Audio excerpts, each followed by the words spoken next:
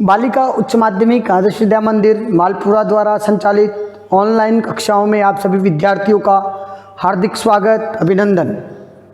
प्यारे विद्यार्थियों, जैसा कि विद्यालय के द्वारा संचालित कक्षाओं में हम कक्षा 12 की ऑनलाइन कक्षाएं चला रहे हैं, उनमें अनिवार्य हिंदी के विषय में भाषा, व्याकरण और लिपि से संबंधित एक टॉपिक है, जिसमें पूर्व कक्षाओं में हमने भाषा और लिपि को पढ़ा। आज हम पढ़ेंगे व्याकरण। यदि माध्यमिक शिक्षा बोर्ड की बात करें तो वो आपसे प्रश्न पूछ सकता है कि व्याकरण किसे कहते हैं, व्याकरण किसे कहते हैं, परिभाषित कीजिए। या वो आपसे प्रश्न पूछ सकता है कि व्याकरण शास्त्र जो है उसके मुख्य तौर पर कितने वर्गों में बांटा जा सकता है, उसके बारे में भी वो आपसे प्रश्न पूछ सकता है। तो लीजिए, आज हम व्याकरण से संबंधित प्रश्न करते हैं, उन प्रश्नों का सरलीकरण करते हैं। व्याकरण क्या है? कभी कभी जब हम बोलते हैं तो हमारे बोलने और लिखने दोनों में डिफरेंस होता है, अंतर होता है। बोलते कुछ और हैं, लिखने में कुछ और हो जाता है। इसे हम कहते हैं कि यूँ तो अंग्रेजी में कहें तो ये प्रोनाउंसिएशन की अशुद्धियाँ होती है, उच्चारण की अशुद्धियाँ।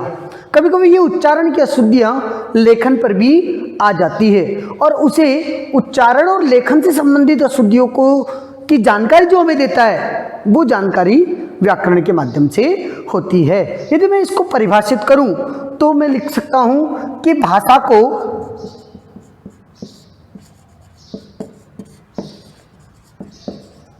भाषा को शुद्ध लिखने व बोलने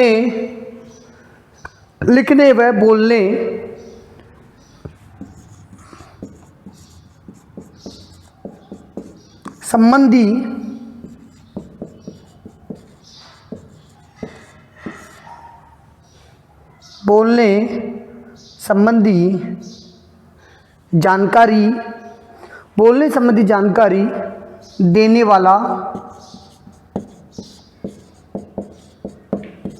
वाला शास्त्र व्याकरण कहलाता है। व्याकरण में हम वर्ण, पद, शब्द, वाक्योत्पत्ति,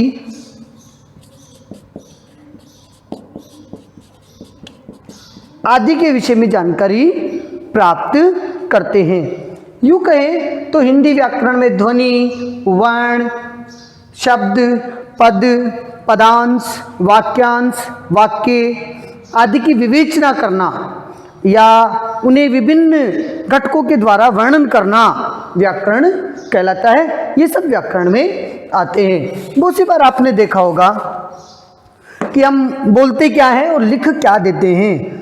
उच्चारण वास्तविकता में यदि इस शब्द की करें तो ये शब्द की उच्चारण, इस शब्द का उच्चारण होता है पृथ्वी, और हम उच्चारण करते हैं पृथ्वी, जबकि पृथ्वी गलत है, पृथ्वी। यदि इसकी शब्द की व्याख्या करें तो पकार प वर्ण आधा है, उसके बाद ऋषि है, स्वर, उसके बाद थ आधा है, उसके बाद व आधा, और ई जो है इकारांत बड़ा।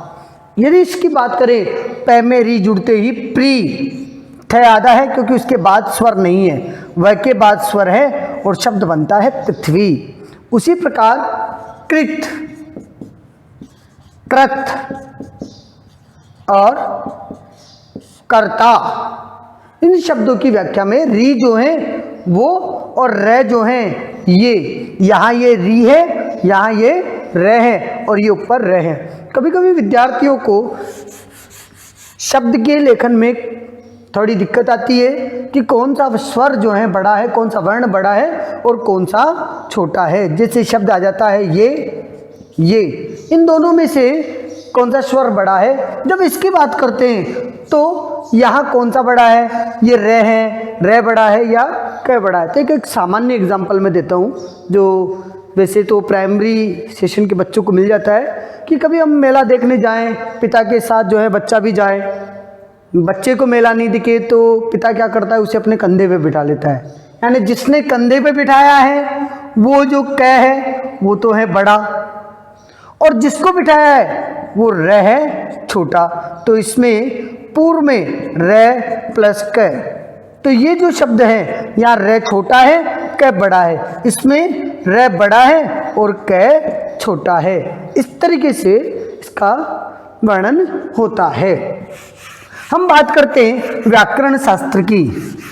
व्याकरण शास्त्र की बात करें तो व्याकरण शास्त्र में व्याकरण को मुख्य तौर पर 3 वर्गों में बांटा गया है। पहला वर्ग आता है वर्ण विचार।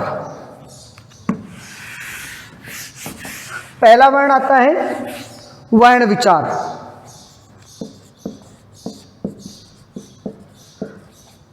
दूसरा आता है जिसे हम बोलते हैं शब्द विचार।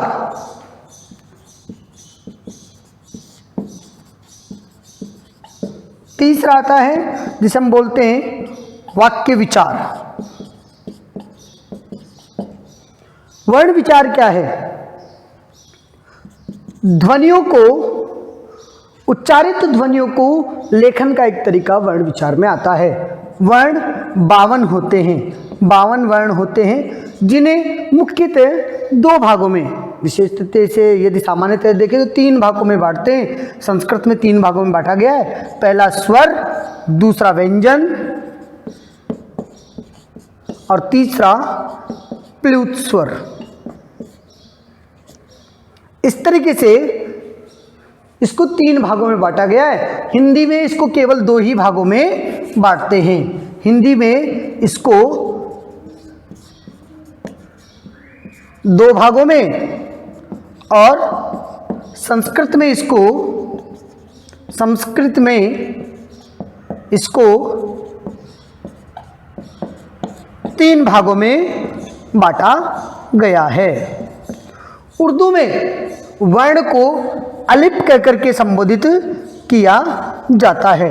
अलिफ का मतलब होता है अक्षर, वर्ण, स्वर और व्यंजन। इस तरीके से कुल 52 वर्ण होते हैं। अब प्रश्न आता है स्वर किसे कहते हैं? स्वर वे होते हैं जिनका उच्चारण स्वतंत्र रूप से होता है, जिनके उच्चारण के लिए किसी की आवश्यकता नहीं पड़ती। और व्यंजन वे होते हैं जिनके उच्चारण के लिए स्वरों की आवश्यकता होती है, जिनका उच्चारण स्वतंत्र रूप से नहीं होता,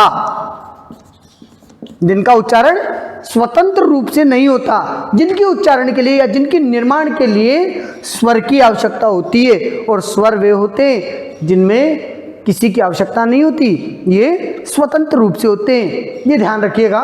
तो स्वर और व्यंजन जो होते हैं ये वर्ण के प्रकार हैं। अब आता है कि स्वरों का मेल। अब मैं यूं कहूं कि स्वरों और व्यंजनों के मेल से ही शब्द बनता है, तो ये व्याख्या या ये परिभाषा गलत हो जाएगी। क्यों गलत हो जाएगी? क्योंकि स्वर और व्यंजन का सार्थक मेल ही शब्द कहलाएगा। यदि वो शब्द सार्थक नहीं है तो उसका मतलब शब्द में अशुद्धि है, उसको शाब्दिक दोष के रूप में देखा जाता है। जैसे मैंने एक उदाहरण दिया, न, क, दोनों स्वर, दोनों वर्ण हैं और इन दोनों वर्णों को जब मैं मिलाता हूं तो बनता है नख। नख तो ऐसा कोई शब्द नहीं है, इसे हम शब्द नहीं कर सकते। इसे हम कह सकते हैं कि वर्णों का मेल हुआ है, केवल वर्णों का मेल जो है इसको हम कह सकते हैं, वर्णों के मेल के आधार पर। और वर्णों का मेल तो मैं कैसे भी कर सकता हूं, क, ख, ग, घ। तो बताओ ये कौन सा शब्द है? इसका मतलब ये शब्द नहीं है, क्योंकि मैंने क्रमशः 3-4 वर्ण उठा लिए, ककार उठा लिया, खकार उठा लिया, ग है और घ है, इस तरीके का वर्ण कर दिया। इसका मतलब ये शब्द बन गया? नहीं, ये शब्द नहीं है, क्योंकि इसमें सार्थक मेल नहीं है, इसका कोई अर्थ नहीं निकलता, ये अर्थहीन शब्द है, इसलिए इसमें शाब्दिक अशुद्धि है, शब्द दोष है। तो शब्द क्या है? शब्द का मतलब वर्णों का सार्थक मेल। और वर्णों का सार्थक मेल कब होता है? जब मैं इस शब्द को ना प्लस क करता हूं तो शब्द बनता है नाक। नाक का मतलब नासिका, नाक का मतलब अंतरिक्ष, नाक का मतलब स्वर्ग। इस तरीके से वर्णन आता है। ना का मतलब इज्जत से भी हो सकता है, तो शब्द का अर्थ निकला, इसलिए शाब्दिक कहलाया। यदि मैं बात करूं न और ख की, न का मतलब जो भी है ख, और यदि आप शब्द को जोड़ते हैं तो बनता है नख। नख का मतलब नाखून, अर्थ निकला, इसका मतलब शब्द है। जैसे देखो ख कहते हैं आकाश को और ग कहते हैं गमन करने को। आकाश में गमन करने वाला शब्द बनाया खग, अर्थ निकला पक्षी। ऐसे शब्द जो स्वर और व्यंजनों के मेल से जो शब्द बनते हैं वो शब्द सार्थक मेल होना चाहिए, कि स्वर और व्यंजन के सार्थक मेल से जो बनता है उसे हम शब्द कहते हैं। शब्द के मुख्यतः दो प्रकार बताए हैं, ध्यान रखिएगा। शब्द के मुख्यतः दो प्रकार हैं, और दो प्रकार कौन कौन से हैं? पहला प्रकार है जिसे हम कहते हैं विकारी शब्द। दूसरा शब्द आता है जिसे हम कहते हैं अविकारी। हमारे यहाँ हिंदी में ए का मतलब होता है नकारात्मकता के लिए, ए एक प्रत्यय है, सॉरी ए एक उपसर्ग है, और एक उपसर्ग का अर्थ होता है नहीं के अर्थ में। पहला वर्णन आता है विकारी। विकारी शब्द का मतलब होता है विकार से। विकार का मतलब चेंजेज, परिवर्तन, कि जिस शब्द में परिवर्तन आता है, जिस शब्द में बदलाव होता है, जिस शब्द में कोई भी परिवर्तन आए वो विकारी शब्द कहलाते हैं। जैसे एक उदाहरण मैं आपको देता हूं, या परिभाषित में इसको करना चाहूं तो मैं बताता हूं कि वे शब्द जिनमें व्याकरणिक कोटि का प्रभाव पड़ता है, वे शब्द जिनमें व्याकरणिक कोटि का प्रभाव पड़ता है वे विकारी शब्द कहलाते हैं। जैसे संज्ञा, सर्वनाम, विशेषण और क्रिया। एक उदाहरण देखना, राम विद्यालय जाता है। अब आप देखिए कि संज्ञा में परिवर्तन कैसे होता है, मैंने क्रिया में परिवर्तन कर दिया। राम विद्यालय जाती है, वाक्य अशुद्ध हो गया। शुद्ध करने के लिए मुझे क्या बदलना पड़ेगा? या तो संज्ञा बदलनी पड़ेगी, या मुझे क्या बदलना पड़ेगा? क्रिया बदलनी पड़ेगी। दोनों में से किसी एक को परिवर्तन करना पड़ेगा। अब यदि मैं इन दोनों को परिवर्तन नहीं करके विद्यालय को परिवर्तन कर दूं तो भी वाक्य शुद्ध नहीं होगा, तो भी वाक्य गलत ही होगा, क्योंकि परिवर्तन तो या तो संज्ञा में करो या क्रिया में करो। इसका मतलब वे शब्द जिनमें व्याकरणिक कोटि का प्रभाव पड़ता है, जिनमें परिवर्तन होता है, वो शब्द विकारी शब्द कहलाते हैं। तो मैंने इसको, या तो मैं इसको जाता करूं या इस राम की जगह मैंने सीता करना मुझे पड़े, तब जाकर के वाक्य शुद्ध होगा। जैसे एक और उदाहरण मैं आपको दे रहा हूं कि वह एक सर्वनाम है। ये वह सर्वनाम है, लेकिन ये ही है या सी है, पुल्लिंग है या स्त्रीलिंग है, इसका बोध नहीं है। आपके पास एक चित्र है, आपके पास एक छवि है, लेकिन उस छवि में जब तक आप उसके चित्र को नहीं समझेंगे, यदि उसके भी बाल लड़के की तरह हैं तो आप क्या कहेंगे कि वो लड़का है। तो यहाँ वह जो है, इसका यदि आपको पता लगाना है कि ये पुल्लिंग है या स्त्रीलिंग है, तो आपको किसको पढ़ना पड़ेगा? क्रिया को पढ़ना पड़ेगा। इट मीन्स वह जाता है, इसका मतलब कोई पुल्लिंग लड़का होगा, कोई भी होगा, वो वह पुल्लिंग जो है वो जा रहा होगा। वह जाती है, मैंने इसको परिवर्तन किया तो यहाँ वह जो है वो स्त्रीलिंग के रूप में प्रयुक्त होगा। तो इस तरीके से सर्वनाम भी बदलता है। अब यदि उदाहरण दें विशेषण की, विशेषण में बदलाव कैसे होता है, जैसे देखिए वाक्य मैंने लिखा, मुझे मीठा आम चाहिए। एक उदाहरण मैंने दिया, आम जो है यहाँ पुल्लिंग है और मीठा जो है उसका विशेषण है, इसलिए मैंने यहाँ पुल्लिंग विशेषण के रूप में प्रयोग किया। मैंने आम की जगह मैंने लिख दिया इमली। या मैं यूं कहूं कि इमली भी नहीं लिख करके मैंने कह दिया,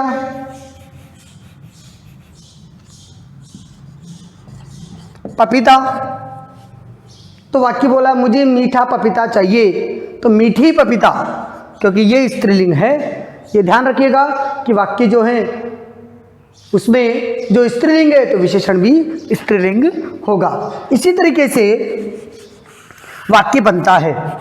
तो संज्ञा, सर्वनाम, विशेषण, क्रिया आदि जो है विकारी शब्द होते हैं। विकारी शब्द वे शब्द होते हैं कि जिनमें लिंग, वचन, कारक आदि व्याकरणिक कोटि का प्रभाव पड़ता है, परिवर्तन होता है, वो विकारी शब्द कहलाते हैं। अब अविकारी की बात करते हैं कि अ का मतलब होता है नहीं, नहीं, और विकारी का मतलब परिवर्तन, कि जिसमें परिवर्तन नहीं हो, जिसमें चेंजेस नहीं हो, लिंग, वचन, क्रिया, कारक किसी का प्रभाव नहीं पड़े, लिंग, वचन, क्रिया, कारक आदि व्याकरणिक कोटि का यदि प्रभाव नहीं पड़ता है तो वो अविकारी शब्द कहलाते हैं। जैसे एक उदाहरण देखिए कि रमा धीरे धीरे चलती है। यदि देखते हैं तो रमा जो है वो स्त्रीलिंग है, चलना जो है वो क्रिया है, वो भी स्त्रीलिंग है। यदि मैं इस रमा की जगह राम कर देता हूं तो परिवर्तन केवल क्रिया में और संज्ञा में होगा, इस शब्द में कोई परिवर्तन नहीं होगा। और जिस शब्द में परिवर्तन नहीं होगा वो शब्द अविकारी कहलाएगा, जिसे अव्यय के नाम से जाना जाएगा। अव्यय का मतलब होता है जो व्यय न हो, जो खर्च न हो, जो यथावत बने रहे, वो अव्यय कहलाते हैं। शब्द के और भी प्रकार है जिसमें तत्सम, तद्भव, देशज, विदेशज, जिसके अलावा एकार्तिक, समानार्थी, पर्यायवाची, विलोम शब्द आदि भी विकारी शब्दों में आते हैं। उसके बाद आता है वाक्य विचार। वाक्य विचार का मतलब मैंने आपको पूर्व में बताया कि वर्णों का सार्थक समूह शब्द और शब्दों का सार्थक समूह वाक्य कहलाता है, कि शब्दों का सार्थक समूह वाक्य कहलाता है। ये यदि बात करते हैं तो शब्दों के सार्थक समूह को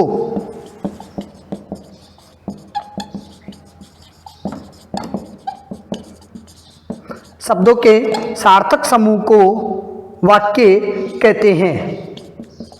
और वाक्य की बात करें, सार्थक समूह को, शब्दों के सार्थक समूह को वाक्य कहते हैं। और वाक्य की बात करें तो इसके 3 प्रकार होते हैं। पहला होता है सरल वाक्य, दूसरा होता है संयुक्त वाक्य और तीसरा होता है मिश्र वाक्य।